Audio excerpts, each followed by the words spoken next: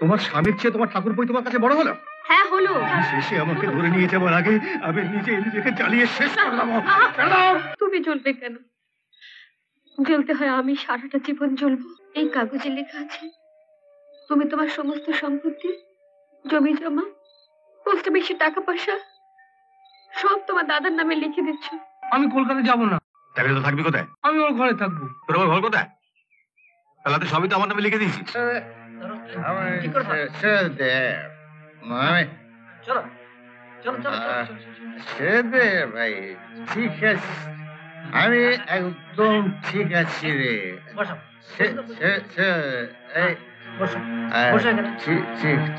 ঠিক আছে। তোমার আমার সর্বনাশ হয়ে গেছে গো, সর্বনাশ হয়ে গেছে। আমি মামলায় হেরে গেছি। তাই বলে তুমি আকণ্ঠ মদ খেলবে? ছি ছি ছি ছি ছি, বাচ্চা দুটোর কথা একবারও ভাবলে না?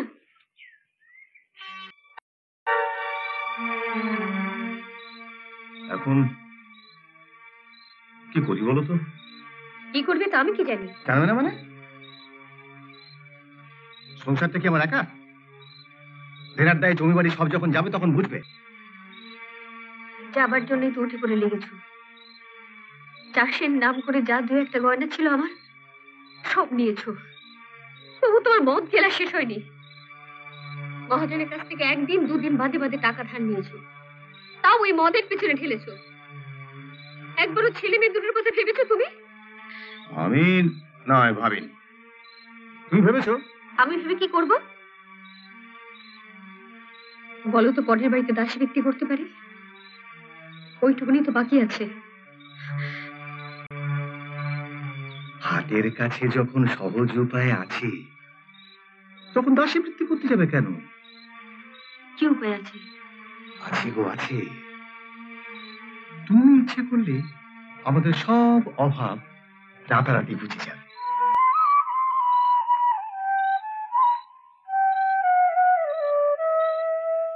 না,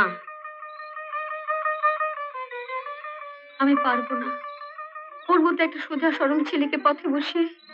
পথে বসাবো কেন? ও এখান থেকে কলকাতায় মেজো কাকা বাড়িতে চলে যাবে। যা যা যা, তুমি বললে ও ঠিক সে করবে। বললাম তো আমি পারবো না। তেনার দায়ে আমার গলা দড়ি দেওয়ার অবস্থা তুমি বলতে পারবে না? না। তোমার স্বামীর চেয়ে তোমার ঠাকুরপোই তোমার কাছে বড় হলো? হ্যাঁ হলো। আচ্ছা ঠাকুর, তুমি তোমার এই ঠাকুরপোকে নিয়ে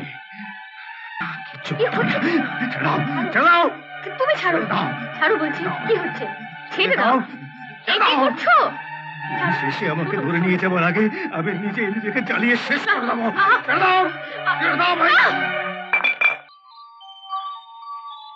তুমি জ্বলবে কেন? জ্বলতে হয় আমি সারাটা জীবন জ্বলবো। দাও কাগজটা দাও। এসো বৌদি, ওরা ঘুমিয়ে পড়েছে।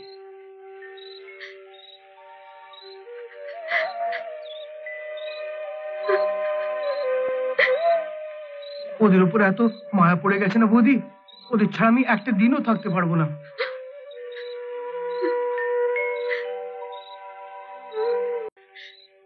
কি হলো বৌদি?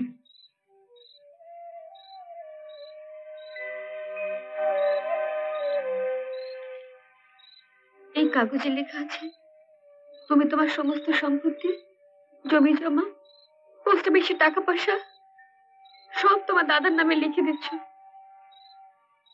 তোমার নিজের বলতে তার কিচ্ছু থাকছে না ঠাকুরপো। ঠিকই তো আছে বৌদি, দাদার তো এখন অনেক টাকার দরকার। আমার তো অনেক আগেই দাদাকে সবকিছু লিখে দেওয়া উচিত ছিল। বাচ্চাকে মানুষ করতে হবে না? নাও দাও।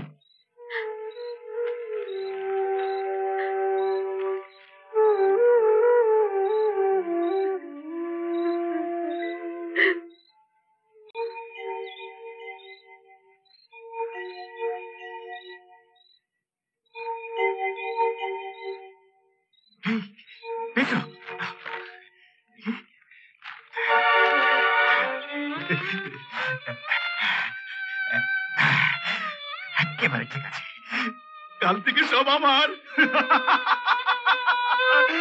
সব আমার, সব আমার।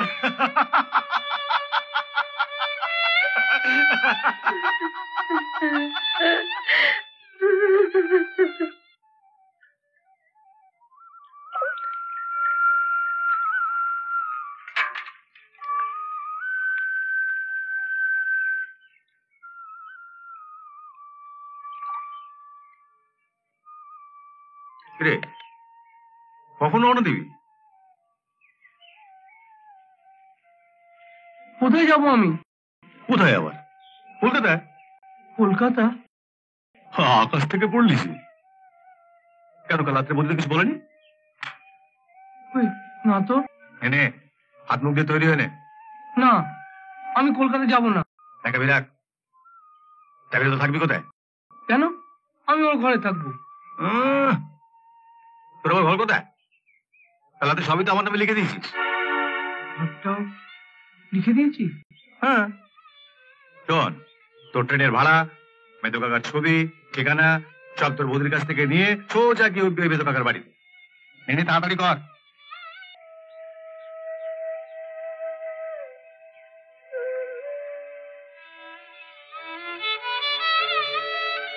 বৌদি,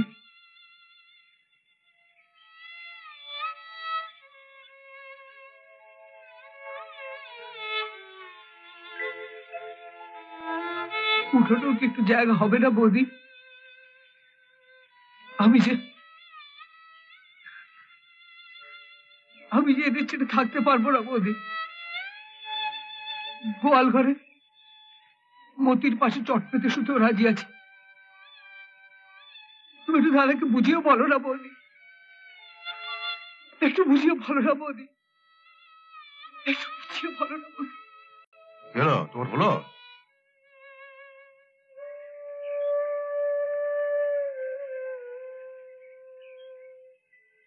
এতে চিড়ে আর গুড় আছে, খেতে পেলে খেও।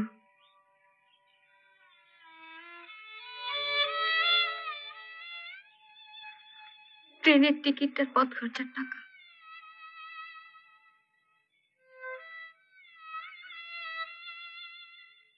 এতে মেদু কাকার একটা ছবি আর ঠিকানা আছে। দাঁড়াও দাঁড়াও দাঁড়াও, ওকে ওগুলো ওভাবে দিও না। শোন, তোর কাপড়ের পুলিটা খুলে ওগুলো যত্ন করে রাখ। হারিয়ে গেলে অত বড় শহরে বাড়ি খুঁজে পাবি না।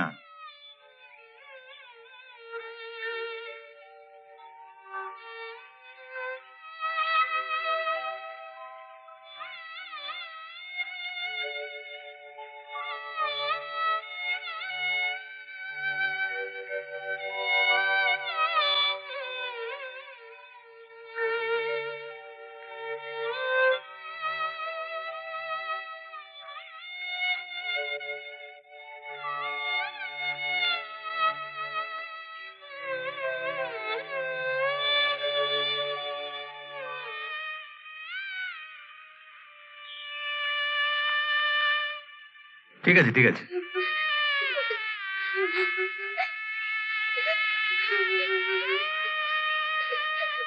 কাকু, কাকু, কাকু,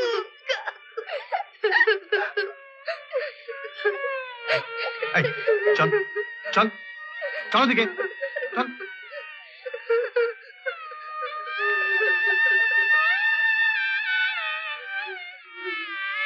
কি হলো, বাড়ি রইলি কেন? যা চল চল ভেতরে, চল চল ভেতরে, চল ভেতরে।